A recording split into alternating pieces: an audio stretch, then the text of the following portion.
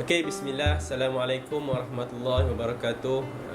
Hari ini kita berada pada penghujung bulan Rejab dan semakin hari semakin dekat kita dengan bulan Syaban, dan kita tidak sabar-sabar untuk menunggu untuk bertemu dengan bulan yang penuh dengan barakah, bulan yang mana Allah telah menjanjikan lebih baik daripada 1000 bulan. Tak lain tak bukan adalah bulan Ramadan Al-Mubarak. Sebab itulah kita disuruh dan kita disunatkan untuk bila kita sampai pada bulan Rejab, kita kena berdoa, Allahumma barik lana fi Rajab wa Sya'ban wa balighna Ramadan.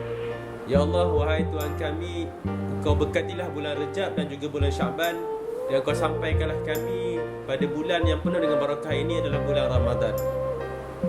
Oleh itu saya ingin mengajak kita sama-sama untuk merenung sejenak satu peristiwa yang begitu besar dan sangat bermakna bagi umat Nabi Muhammad sallallahu alaihi wasallam, iaitu peristiwa Isra' dan Mi'raj. Isra' dan Mi'raj adalah dua peristiwa yang amat besar dan sangat luar biasa yang dialami oleh baginda Nabi sallallahu alaihi wasallam. Dan peristiwa ini dianggap sebagai satu penganugerahan yang amat tinggi nilainya, yang tidak dapat oleh Nabi-Nabi yang sebelumnya. Dan selain itu, peristiwa ini adalah untuk memperlihatkan kepada baginda Nabi sallallahu alaihi wasallam dan seluruh umatnya akan tanda kekuasaan dan juga keagungan Allah Subhanahu wa taala. Sebelum saya menceritakan dengan lebih lanjut berkenaan dengan apa itu Isra' dan juga Mi'raj, suka untuk saya menyentuh apakah itu asbab Allah mengurniakan peristiwa Isra' dan Mi'raj kepada baginda Nabi sallallahu alaihi wasallam. Isra' dan Mi'raj ini berlaku pada tahun kesedihan baginda Nabi sallallahu alaihi wasallam. Tahun kesedihan ini berlaku disebabkan oleh beberapa peristiwa yang membuatkan Nabi berduka. Iaitu yang pertama adalah wafatnya bapa saudara kesayangan Nabi, iaitu Abu Talib. Kalau kita sedia maklum, Abu Talib ini merupakan bapa saudara Nabi yang amat disayangi oleh Nabi. Dan selang beberapa bulan selepas wafatnya bapa saudara kesayangan Nabi, wafat pula isteri kesayangan baginda Nabi sallallahu alaihi wasallam, iaitu Sayyidatina Khadijah binti Khuwailid. Sayyidatina Khadijah merupakan isteri yang pertama ketika mana baginda Nabi sallallahu alaihi Mekah. Dan kalau kita lihat sejarah-sejarah menunjukkan Sayyidatina Khadijah ini sangat banyak dia punya pengorbanan, sangat banyak dia punya kehebatan, dan dia antara orang yang dikagumi, dia antara orang yang disegani di Mekah ketika itu.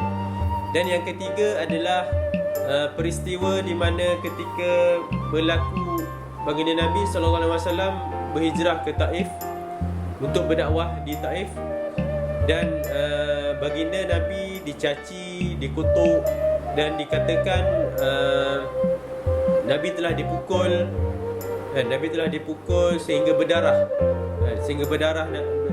tubuh badan Nabi. Dan ada satu riwayat mengatakan selipar Nabi ini dipenuhi dengan darah, disebabkan oleh dipukul oleh masyarakat di Taif lah.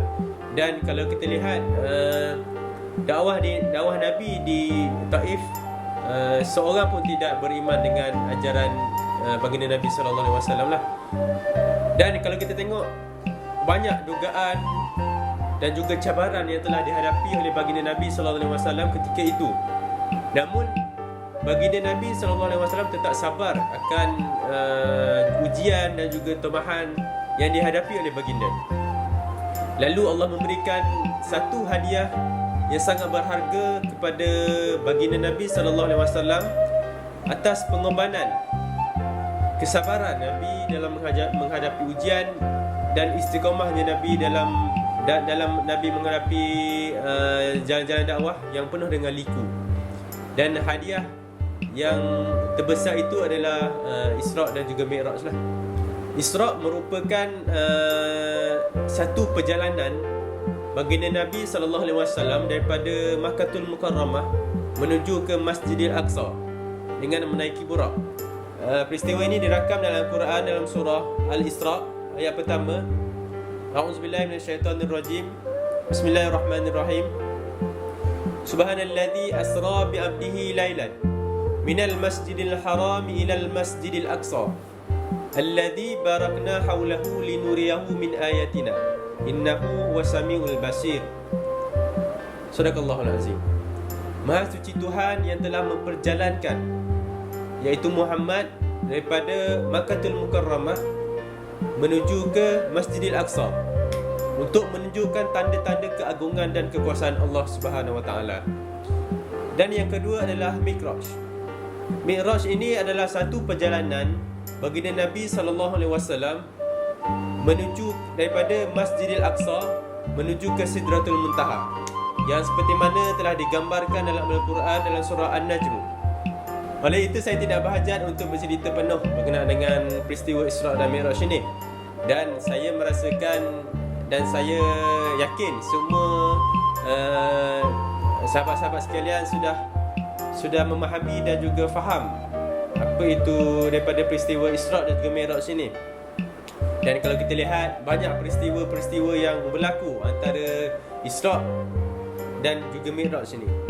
Dan hari ini saya ingin mengajak sahabat-sahabat sekalian untuk kita sama-sama merenung, apakah iktibar dan juga pengajaran yang kita boleh dapat daripada peristiwa yang agung ini. Apakah pengajaran dan juga ibrah yang kita boleh ambil sebagai peringatan kepada kita daripada peristiwa yang agung ini, iaitu peristiwa Isra dan Mi'raj ini. Okey, yang pertama yang dapat kita ambil daripada peristiwa Isra dan juga Mi'raj ini adalah kewajipan solat adalah berbeza dengan kewajipan rukun-rukun Islam yang lain seperti puasa, zakat dan juga haji. Dan kalau kita lihat, kewajipan solat ini Nabi telah menerima secara langsung daripada Allah Subhanahu Wa Taala kepada baginda Nabi sallallahu alaihi wasallam tanpa melalui pengantaran Jibril alaihissalam.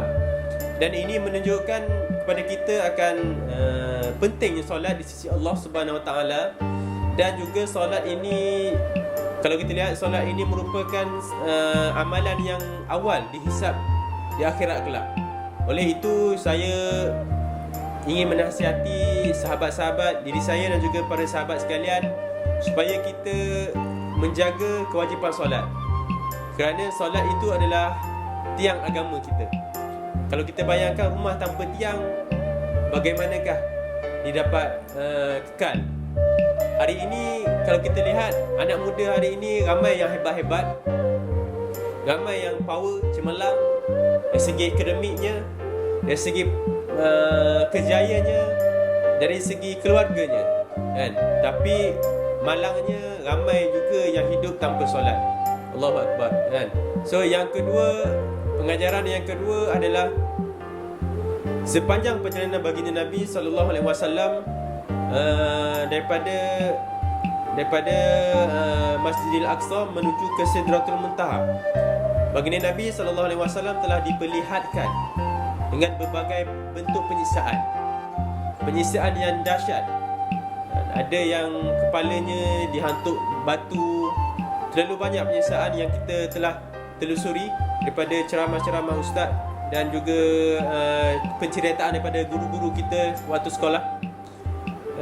So itu menunjukkan bahawa penyiksaan yang amat dahsyat kepada orang yang melakukan maksiat ini. Dan ini semua dapat memberi iktibar kepada kita supaya kita meninggalkan maksiat, kan? Meninggalkan maksiat yang telah kita lakukan, yang jelas dilarang oleh Allah Subhanahu Wa Taala. Kalau kita lihat hari ini, banyak isu-isu berkaitan dengan pemikiran. Kalau kita tengok hari ini, pemikiran liberalisme, pemikiran pluralisme, pemikiran hedonisme, dan banyak lagi pemikiran-pemikiran yang merosakkan anak muda hari ini. Oleh itu saya mengajak sama-sama kita, anak muda, mahasiswa, mahasiswi, untuk sama-sama kita menjauhi maksiat yang dilarang oleh Allah Subhanahu Wa Taala. Sebagai contoh hari ini, isu LGBT yang dah mula menembusi masuk ke seluruh IPTA di Malaysia. Dan benda ini sangat membimbangkan kita, terutamanya di universiti yang majoritinya Melayu dan juga Islam. Dan yang ketiga adalah kita seharusnya menjaga hubungan kita dengan Allah Subhanahu Wa Taala dalam keadaan kita senang maupun susah.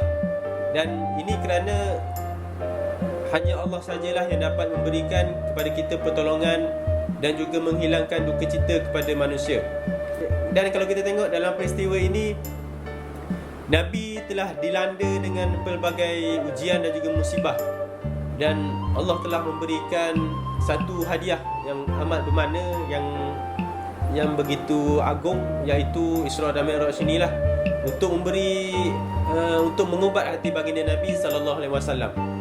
Ini menjadi iktibar kepada kita supaya kita sentiasa mendekatkan diri kita kepada Allah Subhanahu Wa Taala, terutamanya dalam kita menghadapi kesulitan hidup kita yang kadang-kadang kita rasa sangat berat, dan kadang-kadang kita rasa ujian ini tidak layak untuk kita terima dan untuk kita hadapi lah. So oleh itu saya mengajak sama-sama sahabat-sahabat sekalian untuk kita sama-sama menjaga hubungan kita dengan Allah, menjaga bacaan Al-Quran kita, solat kita macam mana. Dan akhir sekali, kalau kita telusuri dengan peristiwa Isra dan Mi'raj ini, banyak pengajaran dan juga iktibar yang kita boleh ambil sebagai renungan kita, supaya dapat membantu memberikan nilai tambah dalam kehidupan kita, untuk kita mengejar ketakwaan kita kepada Allah Subhanahu Wa Taala. Moga-moga dengan sedikit perkongsian ini dapat menjentik hati kita yang masih lagi lalai dengan kehidupan hari ini. So saya tutup perkongsian saya ini dengan satu hadis. Yauma la yanfa'u malun wala banun illa man atallaha biqalbin salim. Hari yang tidak ada manfaat bagi harta dan juga anak pinak, kecuali orang yang datang kepada Allah itu dengan hati yang sejahtera. So wallahu alam, sekian saja perkongsian saya. Assalamualaikum warahmatullahi wabarakatuh.